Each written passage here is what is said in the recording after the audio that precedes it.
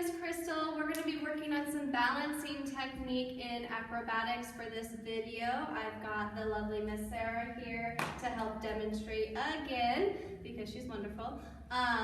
So make sure again, just like in every other video, that you're properly warmed up. You've done some stretching, some conditioning, whatever you need to before you're attempting any of these moves so that you're not hurting yourself. And then as well as for handstands, make sure you have kind of a clear open space, move the couch back, make sure to put any lamps and breakable items away just so that you are not kicking them when you go upside down, okay? The first thing I want to go over is proper technique going into your handstand. So again, same as cartwheels, make sure that you are watching this proper technique, starting with your tendu forward, arms forward. You can start on your right leg or your left leg. Remember, it is good to practice both so that you are working on that fluidity as well as strengthening both sides equally. So from this position, you would go into your lunge. As you go upside down into your handstand, kick one leg up at a time. It's very important that you're keeping both legs straight once they leave the ground, and then you're coming straight back down into that lunge position to stand up. Miss Sarah is going to demonstrate, and I am going to spot her just so she doesn't tip over. So go ahead, and she's going to come back down into that lunge and forward. Now, if you do not have like a wall to handstand up against or anything like that and you're afraid of tipping over, what I do recommend is doing your L handstands. And so what I mean by that, instead of going up fully into a handstand, you are just going to make an L shape with your legs in the air. So you'll handstand up and you'll keep in this low L position and come straight back down. That's going to keep you from tipping over. Go ahead. At least hopefully, so make sure that you're keeping those legs and you're working on that proper form.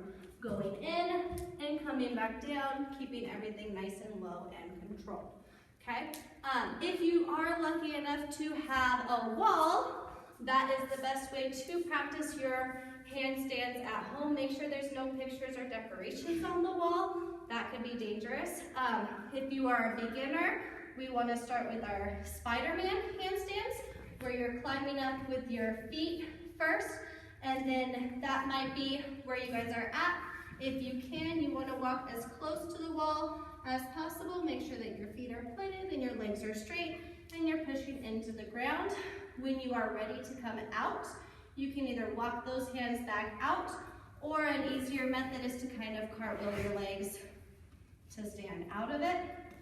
If you don't want to move your hands, even just holding in a pike position is going to help build your strength in your arms so that eventually you can hold up that handstand by yourself. So especially for my beginning Acro 1 students, at least try to do that so that you're working on that arm strengthening muscles.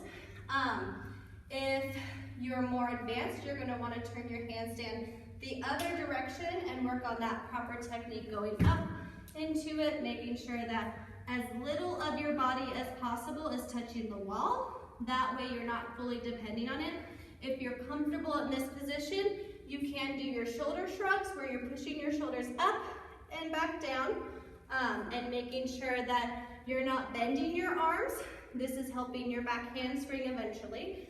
And then another technique you could do is your shoulder tapping. If you're working on that balancing, and not tipping over, okay? So, go ahead and come down, Miss Sarah, thank you.